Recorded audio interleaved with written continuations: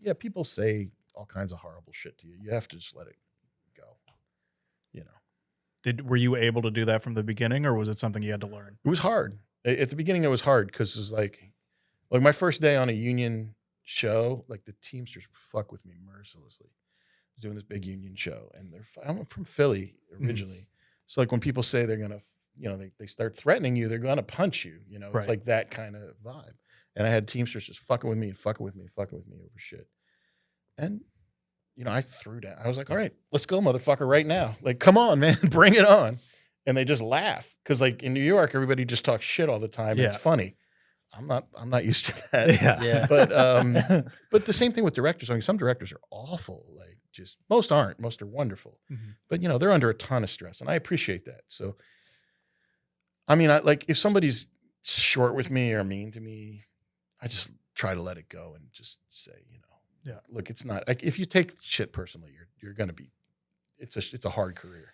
Right. You have to learn to, but then again, you also have to have respect for yourself too. Yeah. You can't at a certain point. Somebody can't, you can't talk to me like that. Why? Because I'm going to knock you on your fucking ass. Yeah. I don't mind. I've said that to I've said that twice. And both times the directors called me back to work again because they respected me because I wouldn't put up with their bullshit. Right. They recognized they were being a bully. There's nothing worse than being a bully. Like people who are bullies, they have all that power. That's just not cool to do to a crew. Mm-hmm.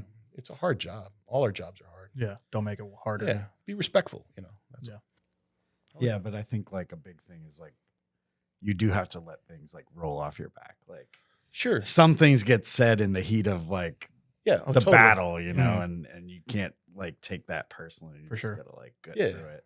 It's like if you're married, you want to win the fight or do you want to stay married? Yeah. You got to kind of figure it out. And also you got to pick your battles, You also got to know, like, if the director's on a thing and she or he, they really don't want to be bothered, you got to let them go. But then you got to find your moment to come in there and say, okay, like we need this shot in order to use that great thing that you just got. That you just got. Because it doesn't match anything else we did. You've been here for 5 seasons and they've come in to do 1 episode. Well, on TV especially, like you can't why can't he do that? Because he's right-handed.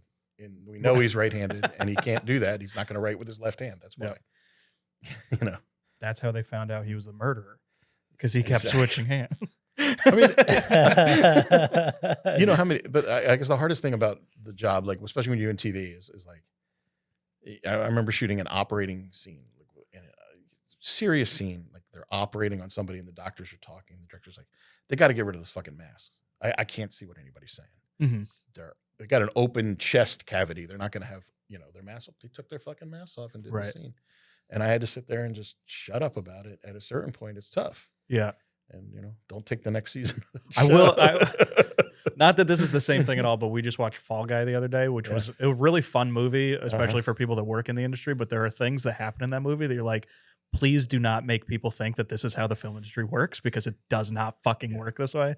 There's one, like, he's obviously a stunt guy, but they keep doing burns and he's not wearing any face coverage. Yeah. And I'm like, this is like a huge safety risk. Like, you can't just tell people that they can light each other on fire just willy-nilly. Like, there's a lot of steps they take to do these kinds of stunts. And I was like, it's a fun movie. It was cool to watch, but there were just some things I was like, you got to do better than that. I'm sorry.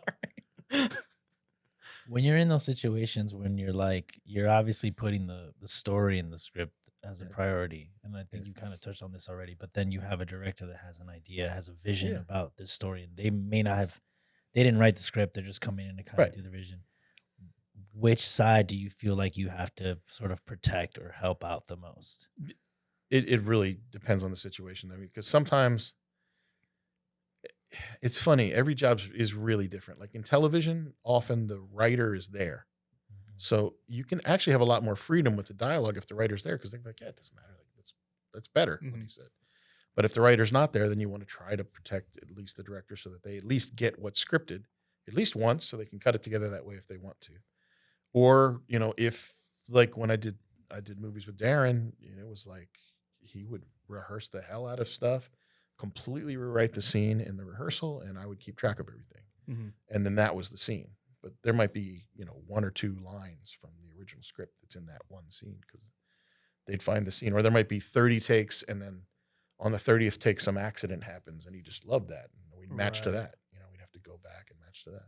Can you talk a little bit how like improvised lines fit into a script? Like it's tricky. It's like rhythm. It's like dances or sports. Like if you learn a sport, like if you know, like, or say like a dance, like, you know, you got to get on beat 3, you got to be there. On beat 2, you got to be here. So you hear actors talk about beats of a scene, like elements of a scene.